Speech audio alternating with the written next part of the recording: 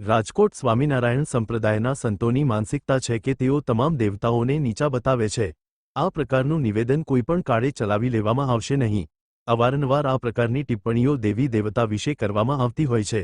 સ્વામીએ વીરપુર આવીને માફી માંગવી પડશે। રનડગઢ રાજકોટ વિશ્વવિખ્યાત સોરઠી સંત પૂજ્ય જલારામ બાપાના જે સદાવ્રત વર્ષોથી સદીઓથી ચાલી રહ્યું છે એના વિશે સ્વામિનારાયણ સંપ્રદાયના જ્ઞાન પ્રકાશ સ્વામીજીએ ખોટો ઇતિહાસ મારી મચોડીને લોકો સમક્ષ ઉજાગર કર્યો। એનો સખત અમારો વિરોધ છે, કેમ કે પૂજ્ય જલારામ બાપાના ગુરુ પૂજ્ય ભોજલરામ બાપાની પ્રેરણાથી આ સદાવ્રત શરૂ કરવામાં આવેલ આ જગ વિશ્વવિખ્યાત પ્રસિદ્ધ વાત છે।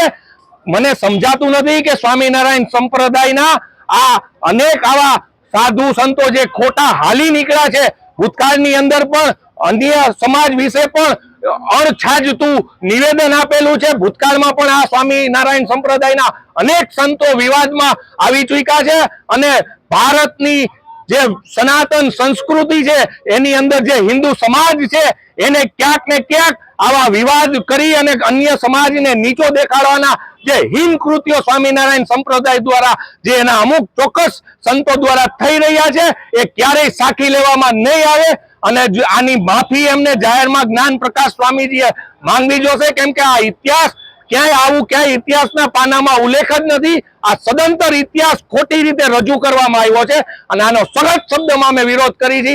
અને દિલ્હી વાત આપણે કરીએ છીએ, હાલનો વિવાદ છે એની, તો આજ સુધીના ઇતિહાસમાં રઘુવંશીએ તો નહીં કોઈ પણ લોકોએ એવું સાંભળ્યું નથી કે જલારામ બાપાએ સ્વામિનારાયણના આશીર્વાદથી આ ચાલુ કર્યું।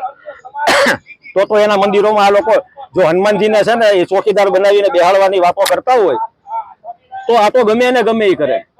એટલે આ વાત સત્યથી સાવ વેગળી છે।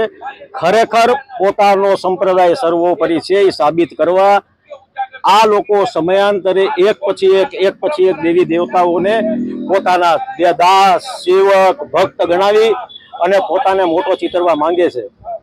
આ માત્ર રઘુવંશી નહીં પણ સમસ્ત સનાતનીઓ માટે આઘાત અને હવે એક થઈને લડવા જેવી વાત છે, કારણ કે દર વખતે એની માફી કે જતું કરવાની વાત આવે। સરકારે આના માટે સંતો મહંતોની સમિતિઓ રચી છે અને આનો ખરેખર તો છે ને એક અવાજ જે આપણા બધાયનો અને સનાતનની રક્ષા કરવાનો જેને અધિકાર છે એવા ભગવાધારી જે આપણા સાધુઓ છે એ પણ આ લોકો સમિતિમાં છે। એની પાસે આના ધર્મના પ્રચાર અને રક્ષા સિવાય બીજું કોઈ કામ જ નથી હોતું।